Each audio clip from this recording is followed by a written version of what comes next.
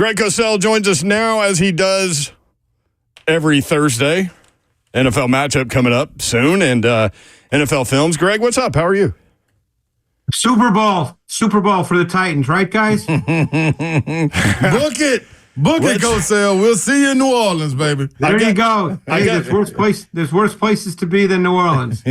I mean, we'll be down there that week anyway, so if they want to join us, they're more than welcome. Me too. Let's start with the post 53 thing. And so everybody gets down to 53 on Tuesday by 3 o'clock Central, and everybody did that. And then tons of movement yesterday. What do you think about the Titans roster now as we head into 2024 season? I think it's a pretty strong roster overall. Having said that, are there questions that need to be answered? Absolutely. You could say that about most teams. There are certainly questions, but I think when you look at the roster top to bottom, there's a lot of good players.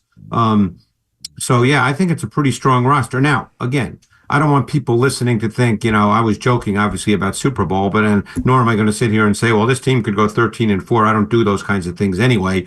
But I think overall, this is a roster that's much, much improved from where it was.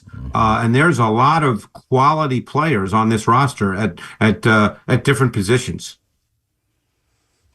So they bring in a couple of guys off the waivers. I'm curious to get your take on Ali Gay at defensive end because they've moved on, obviously, from Rashad Weaver, and it really looks like that they like the rookie, certainly from Michigan.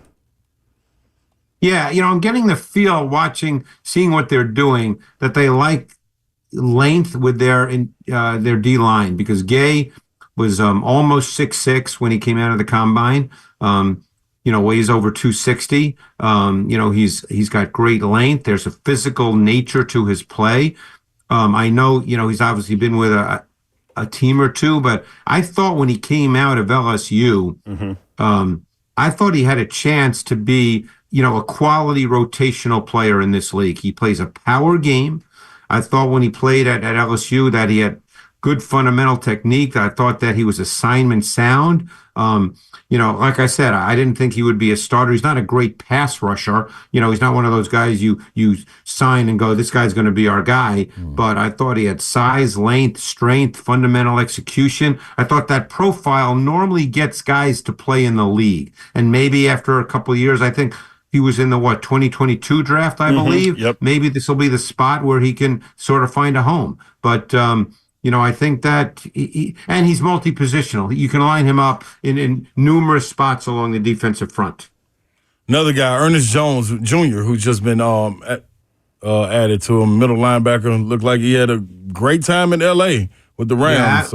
Slate, I was really, when I saw that trade the other day, first of all, I couldn't believe it. Right. I know it was just a day or two before that he was given the opportunity to seek a trade. And then when I saw the Titans traded for him, and I was, wow, he's a really, really good football player.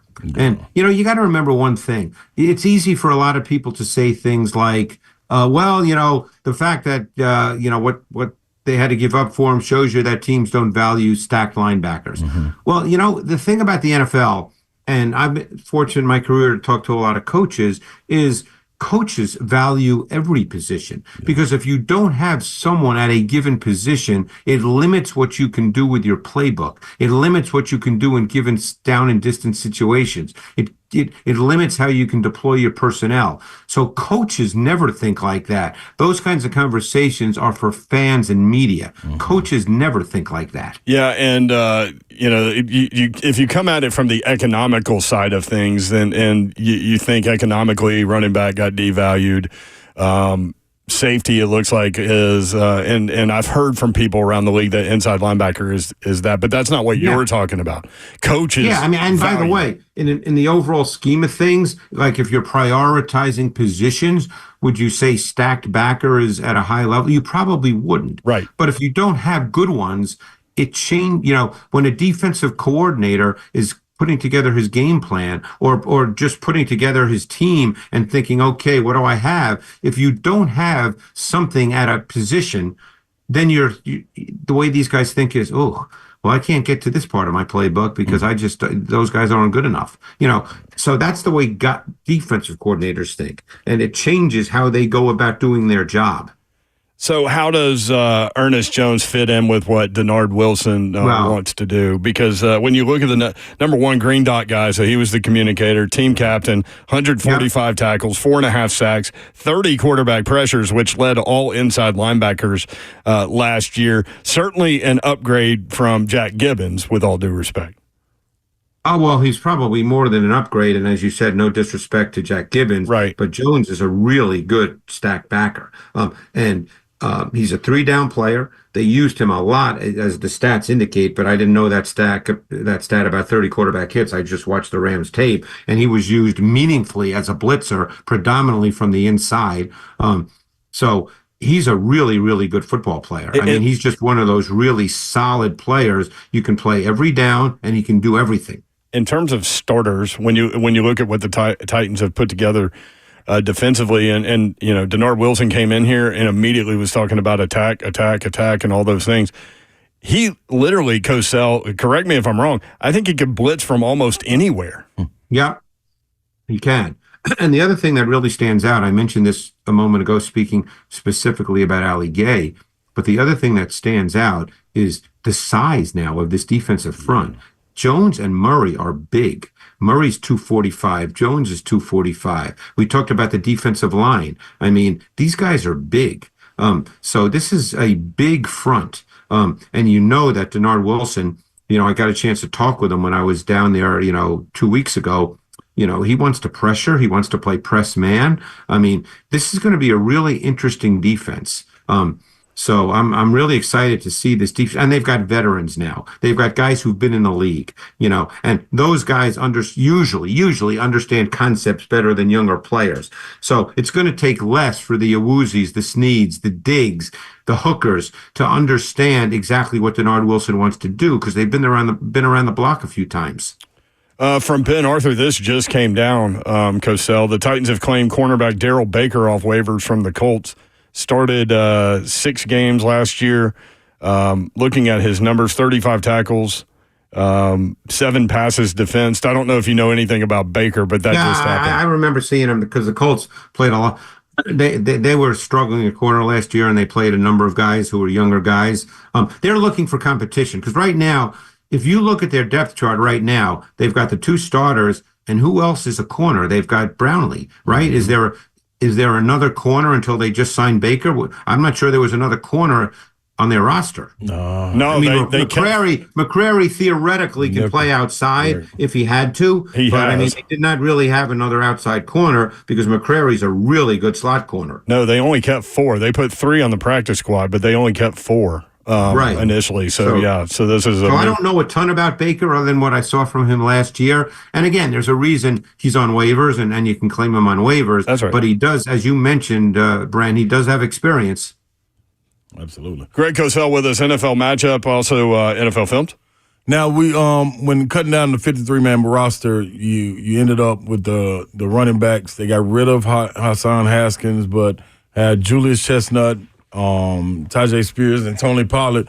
What's the difference between those 3, Cosell, when you start talking about short yardage plays and trying to get those short yardage yards?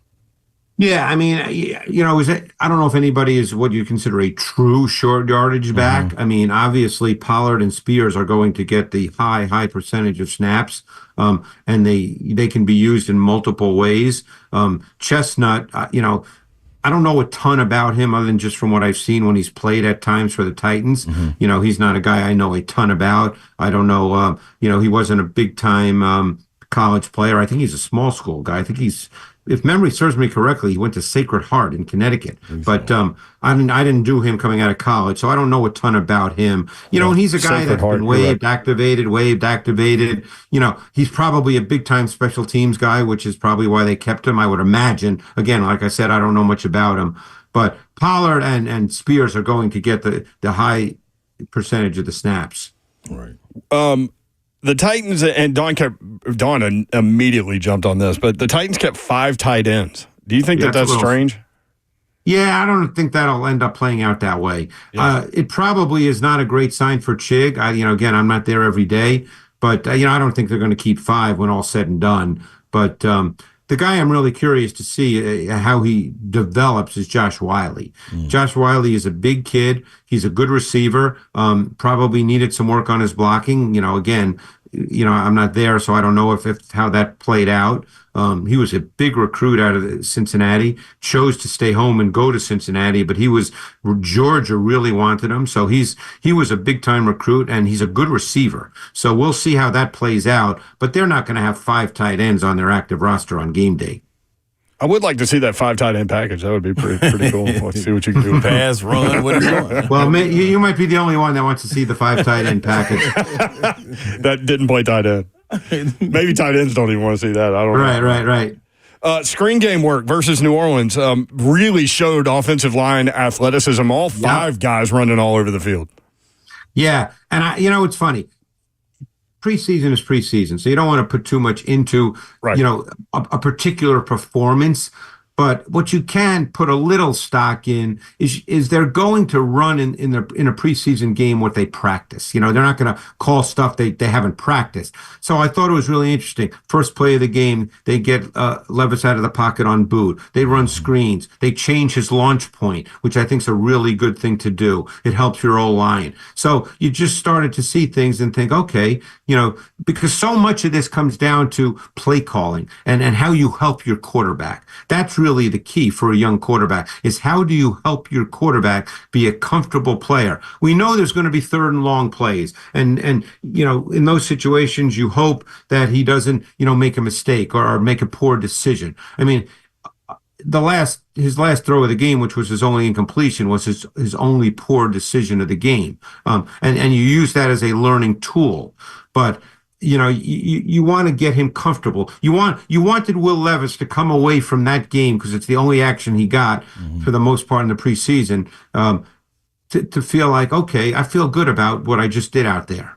When you watch that O-line, Cosell, and you see Cushenberry kind of leading the way, is that kind of what he did at Denver? Because I didn't pay attention to him, honestly, before even getting to the Titans. Yeah, and I'm not going to sit here and say, Slay, I studied him in detail. I spoke to people about him when the Titans signed him, people in the league, O-line coaches, and rave reviews about not only the player on the field, but the guy. Yeah. So I remember an O-line coach telling me, you want this guy in your O-line room. He's that kind of guy. So, I think the left side of the O-line will be good. Yeah. Latham, hey, I hope people understand, he'll get beat sometimes. He's a rookie left tackle who played right tackle in college. He's going to get beat sometimes. That's going to happen. Right.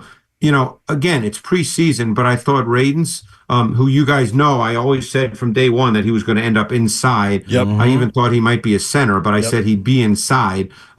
I thought Radens and Petit Frere both looked pretty solid in the preseason. And look, you got an unbelievable O-line coach in Bill Callahan, one of the best ever.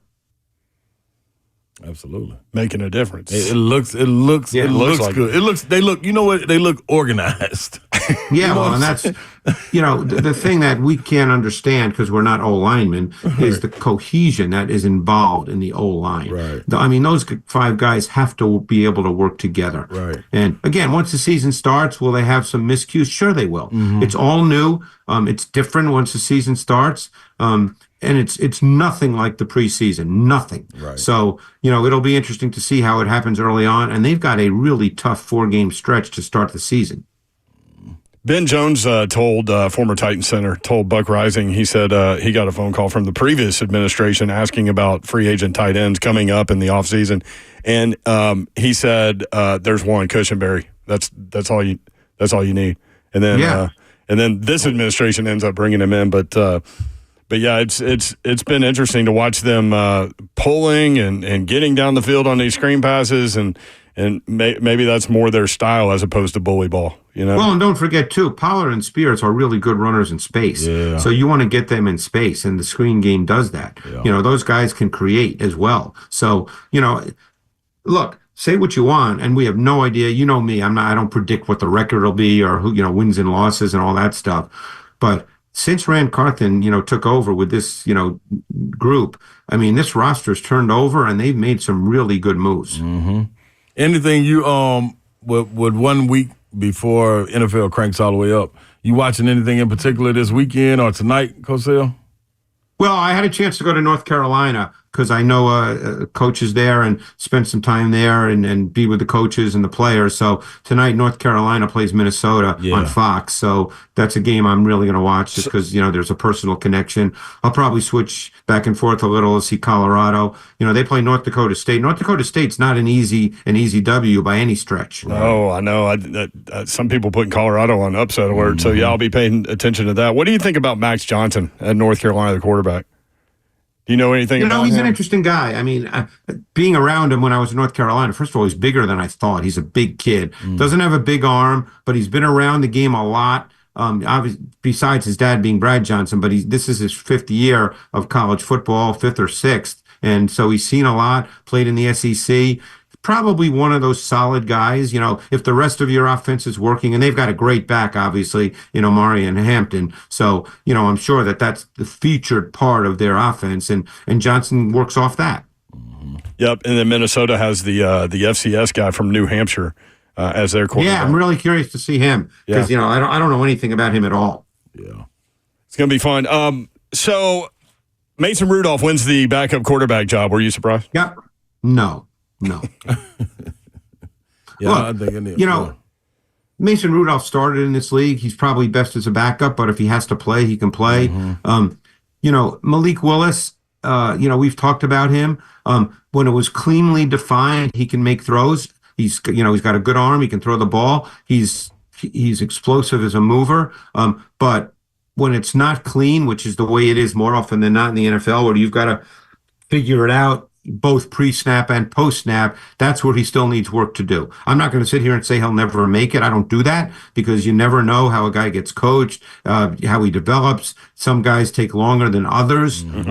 But if they weren't going to keep 3 quarterbacks, I knew he was going to be the odd man out. Right. Which is what you told me on the sideline. I did. During training camp. So, what about Malik Willis's fit in Green Bay behind Jordan Love? Well, there's 2 philosophies with backup quarterbacks, by the way. Some teams like the backup to be exactly like the starter so that they don't have to change anything if he has to go into the game or if he has to play, 2 or 3 weeks.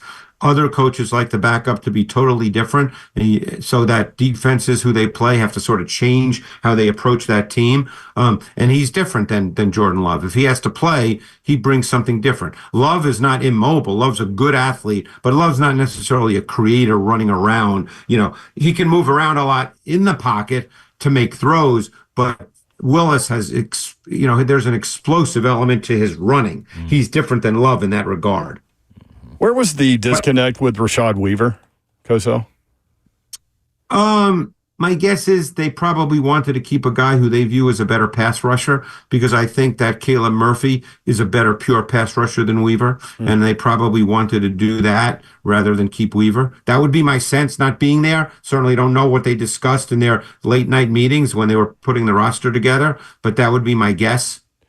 Could you see Rashad Weaver more as a 4-3 defensive end? Or am I way off on that? No, probably so. I mean, he's not a great pass rusher, despite the fact that he had a lot of sacks in college.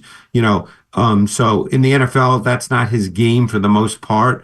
So, they probably felt like someone like Ali Gay, who they signed, is in a sense, in their mind, perhaps a better Rashad Weaver because Gay's bigger. He's probably stronger. And again, he's obviously a waiver guy, so who knows what happens with him, but maybe they feel like he's just a better version. Greg Cosell, executive producer and analyst for NFL Matchup, senior producer for NFL Films. Greg, this time next week we'll be talking Bears-Titans. We'll be talking Chicago Bears. That's it. Yeah, buddy. Let's go, Greg. Love it, Greg. Yeah, Thank you, brother. Let's do it. Hey, let's play some real football. Yeah, let's do it. We're all in on that. Thank you, Greg. All right, guys. Appreciate it. All right, there he is, Greg Cosell, at Greg Cosell. That NFL Matchup show is phenomenal weekly on the ESPN properties, so you can check that out there.